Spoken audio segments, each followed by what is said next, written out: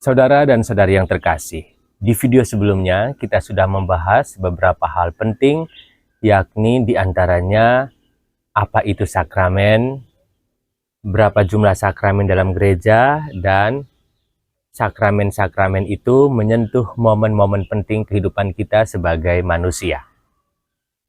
Pada video kali ini, kita akan fokus pada sakramen Krisma saja. Saudara dan saudari yang terkasih, kita tahu bahwa baptis, ekaristi, dan krisma secara bertahap mengantar kita menjadi 100% Katolik. Ketiga sakramen ini kita kelompokkan dalam sakramen inisiasi. Apa itu inisiasi? Kata inisiasi berasal dari kata bahasa Latin initiare. Kata ini berarti memasukkan ke dalam. Awalan in dan akhiran ire mengandung arti masuk ke dalam. Kata initiare ini memiliki padanan kata dalam bahasa Inggris yakni initiate. Kata initiate ini berarti memulai satu kegiatan. Jadi bisa kita simpulkan, kata inisiasi berarti suatu perayaan yang menjadi tanda masuk dan diterimanya seseorang di dalam sebuah kelompok atau masyarakat. Jadi kalau diletakkan dalam konteks gereja kita, sakramen inisiasi adalah sakramen yang menghantar seseorang masuk menjadi anggota gereja. Karena ada 3 sakramen inisiasi, maka kita bisa mengartikan bahwa sakramen-sakramen ini secara bertahap membimbing kita masuk ke dalam gereja sampai pada kepenuhan status keanggotaan kita. Dan krisma adalah sakramen yang menandakan bahwa kita menjadi 100% Katolik. Saya rasa ada perayaan yang serupa di berbagai tempat dan budaya yang menunjukkan bahwa seseorang diterima dan diakui dewasa dalam kelompok masyarakat tertentu. Yang saya ingat sekarang adalah tradisi loncat batu Pulau Nias. Saudara yang terkasih, dokumen gereja yang berjudul Lumen Gentium pada artikel ke-11 tertulis begini. Berkat krisma, umat beriman diikat lebih sempurna dengan gereja dan diperkaya oleh kekuatan Roh Kudus. Demikian umat semakin diwajibkan untuk menyebarkan dan membela iman sebagai saksi-saksi Kristus yang sejati, baik dengan perkataan maupun dengan perbuatan. Dari dokumen ini kita bisa ambil beberapa poin untuk kita dalami. Yang pertama, umat beriman diikat lebih sempurna dengan gereja dan diperkaya oleh daya kekuatan Roh Kudus. Kalimat ini mengingatkan kita pada sakramen baptis yang melalui air kita dilahirkan kembali sebagai anak-anak Allah dan menjadi anggota gereja. Sekarang, krisma atau sakramen penguatan mengukuhkan atau menguatkan serta menyempurnakan rahmat pembaptisan yang telah kita terima itu. Kali ini dengan daya kekuatan Roh Kudus yang istimewa. Dalam krisma, peran Roh Kudus menjadi sangat besar dalam menjalani tugas kita. Yang sekarang bukan hanya sekedar anggota gereja, tetapi mulai dilengkapi dengan tugas-tugas gereja untuk mewartakan dan membela iman sebagai saksi-saksi Kristus yang sejati, yakni dengan perkataan dan perbuatan. Seperti para rasul dan jemaat perdana dahulu, segera setelah menerima Roh Kudus, mereka keluar dan mulai bersaksi tentang Kristus. Kita pun kiranya setelah menerima Roh Kudus dalam krisma, keluar dan berani menjadi saksi Kristus yang sejati. Kalimat kedua adalah, demikian umat semakin diwajibkan untuk menyebarkan dan membela iman sebagai saksi-saksi Kristus yang sejati, baik dengan perkataan maupun dengan perbuatan. Nah, kalimat ini mengisyaratkan kepada kita bahwa rahmat krisma memampukan kita untuk ambil bagian dalam tugas perutusan Yesus Kristus, yakni menjadi imam, nabi, dan raja. Kita tidak hanya sebagai anak-anak Allah, tetapi kini juga menjadi rekan kerja Yesus. Bukan lagi anak-anak, tetapi menjadi pribadi dewasa yang siap berperan dalam kehidupan gereja dan masyarakat. Santo Thomas Aquinas pernah mengatakan bahwa makna sakramen penguatan atau krisma adalah kedewasaan spiritual yang mempersiapkan orang untuk berperang melawan musuh-musuh iman. Kita kemudian menjadi berani tampil seperti Kristus dalam tugas-tugas sebagai imam, nabi, dan raja. Tentu dalam seluruh hidup kita selanjutnya, dalam kata dan dalam perbuatan. Musuh yang akan kita lawan adalah setan, dan kecenderungan setan yang membuat kita tidak dewasa dalam iman seperti malas, tidak jujur, rakus, sombong, dan sebagainya. Saudara yang terkasih, berikut saya coba membuat lebih praktis bagaimana kita bertindak seperti Kristus dalam tugas-tugasnya sebagai imam, nabi, dan raja. Menjadi imam berarti bertugas untuk menguduskan. Kita bisa mulai dengan memiliki pikiran yang kudus dan menghindari perbuatan yang tidak kudus. Salah satu caranya adalah memupuk hidup doa. Karena melalui doa kita membina hubungan dengan Tuhan yang adalah sumber kekudusan. Contoh yang lain adalah dengan rajin mengikuti peribadatan atau perayaan Ekaristi, rajin membaca kitab suci dan merenungkannya. Berikut menjadi nabi. Menjadi nabi berarti ikut dalam mewartakan firman Tuhan. Kita mewartakan kabar gembira melalui kata dan perbuatan kita. Kata dan tindakan kita harus menunjukkan kata dan tindakan Tuhan. Seperti berkata-kata dan bertindak kasih, penuh pengampunan, penuh kebenaran. Di saat orang lain bersikap tidak jujur, kita tampil berani berkata benar. Semua itu berakar pada kekudusan yang kita bina dalam diri kita. Berikut menjadi raja. Menjadi raja bukan berarti bertindak semena-mena, menguasai orang lain, dan harus jadi pemimpin. Menjadi raja lebih-lebih menjadi teladan dan menjadi penuntun pada kebenaran dan kebaikan. Kita bisa lakukan itu dalam kehidupan sehari-hari seperti disiplin diri, berani berkata tidak pada sesuatu yang salah, dan berani berkata iya pada sesuatu yang benar walaupun sulit sekalipun. Saudara-saudari yang terkasih, dengan ambil bagian dalam tugas-tugas Kristus tadi, berarti kita sudah menjadi saksi Kristus dalam kehidupan sehari-hari. Menjadi saksi Kristus memang tidaklah mudah, tetapi Roh Kudus akan menyertai kita jika kita terbuka dan bersedia bekerja sama dengan Roh Kudus itu.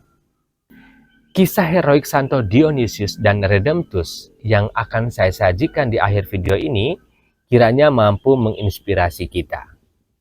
Beranilah menjadi Katolik yang sejati. Sekali Katolik, tetap Katolik. Sahabat-sahabat Batam Oasis Center yang terkasih, salam jumpa kembali. Kali ini kami hadirkan ke ruang rohani Anda beberapa informasi seputar dua martir Katolik yang mempertaruhkan nyawanya di Indonesia demi imannya kepada Kristus. Mereka adalah Beato Dionysius dan Redemptus yang dikenang gereja setiap tanggal 1 Desember. Informasi kali ini kami ambil hanya dari satu sumber, yakni katakombe.org, a Catholic online directory. Informasi yang pertama, Beato Dionysius atau yang biasa kita kenal dengan nama Beato Dionysius a Nativitate dibaptis dengan nama Pierre Berthelot. Ia lahir di kota Honfleur, Prancis pada tanggal 12 Desember 1600. Ayahnya adalah seorang dokter dan nahkoda kapal dan ibunya yang bernama Florie Morin adalah seorang aristokrat Prancis yang harum namanya. Semua adiknya menjadi pelaut seperti ayahnya. Pierre sendiri semenjak kecil sekitar usia 12 tahun telah mengikuti ayahnya mengarungi lautan luas dan ketika berusia 19 tahun ia sudah menjadi seorang pelaut yang ulung. Pierre muda bekerja pada perusahaan dagang Prancis. Dalam rangka tugas dagang, ia berlayar sampai ke Banten, Indonesia. Tetapi kapalnya dibakar oleh saudagar-saudagar Belanda dari kongsi dagang Belanda, yaitu VOC. Berkat pengalamannya mengarungi lautan, ia sangat pandai menggambar peta laut dan memberikan petunjuk jalan. Pierre kemudian bekerja pada Angkatan Laut Portugis di Goa, India. Informasi yang kedua, ia diterima di Biara Karmel pada usia yang tidak muda lagi, yakni 35 tahun. Semenjak masuk biara, namanya diubah menjadi Dionysius a Nativitate. Sekalipun ia sudah menjalani hidup membiara, namun ia masih beberapa kali menyumbangkan keahliannya kepada pemerintah, baik dengan menggambar peta maupun dengan mengangkat senjata, membuyarkan blokade di Goa yang dilancarkan oleh armada Belanda. Di Biara Karmel itulah Dionysius bertemu dengan Bruder Redemptus a Cruce yang bertugas sebagai penjaga pintu biara, koster, penerima tamu, dan pengajar anak-anak. Informasi yang ketiga, Bruder Redemptus ini lahir di Paredes, Portugal pada tanggal 15 Maret 1598 dari sebuah keluarga petani yang miskin namun saleh dan taat beragama. Orang tuanya memberinya nama Thomas Rodrigues da Cunha. Semenjak usia muda, ia masuk dinas ketentaraan Portugis dan ditugaskan ke India. Namun pada tahun 1615, ia mengundurkan diri dari dinas ketentaraan itu karena ingin menjadi seorang biarawan. Ia lalu bergabung dengan biara Karmel di Goa sebagai seorang bruder dan mengambil nama biaranya adalah Redemptus dari Salib atau Redemptus a Cruce. Di biara inilah ia bertemu dengan Pater Dionysius a Nativitate tadi, sang mantan pelaut dan tentara itu. Informasi yang keempat, pada tahun 1638, wakil raja Portugis di Goa, Pedro da Silva, bermaksud mengirim misi diplomatik ke Aceh yang baru saja berganti sultan dari Sultan Iskandar Muda ke Sultan Iskandar Thani. Pedro da Silva ingin menjalin hubungan persahabatan karena hubungannya dengan sultan terdahulu tidak begitu baik. Sebagai seorang bekas pelaut yang sudah pernah datang ke Banten, Dionysius ditunjuk sebagai almosenir, juru bahasa dan pandu laut. Oleh karena itu, tabisan imamatnya saat itu dipercepat. Dionysius ditabiskan menjadi imam pada tahun 1637 oleh Monsinyur Alfonso Mendes. Bruder Redemptus dengan izinan atasannya ikut serta dalam perjalanan dinas itu sebagai pembantu. Jumlah mereka yang terlibat di dalam misi ini adalah 67 orang, yakni terdiri atas Dom Francisco Sousa de Castro sebagai duta raja, Pater Tentara Dionysius, Bruder Redemptus, dan Ludovica da Zosa, 2 orang biarawan Fransiskan, dan seorang pribumi, dan 60 orang awak kapal. Mereka berlabuh dengan selamat di Ole-Ole yang sekarang dikenal dengan kota raja dan disambut dengan ramah. Informasi yang kelima, keramahan orang Aceh ternyata tidak berlangsung lama karena orang-orang Belanda telah menghasut Sultan Iskandar Thani dengan menyebarkan isu bahwa bangsa Portugis itu datang hanya untuk menyebarkan agama Katolik di Aceh. Semua anggota misi ini kemudian ditangkap, dipenjarakan, dan disiksa agar menyangkal imannya. Selama sekitar sebulan, mereka meringkuk di dalam penjara dalam keadaan yang sangat menyedihkan. Beberapa orang dari antara mereka bahkan meninggalkan imannya untuk membeli kebebasan dari tentara-tentara Aceh. Melihat hal ini, Dionysius dan Redemptus terus meneguhkan iman saudara-saudaranya yang ditawan dan memberi mereka hiburan.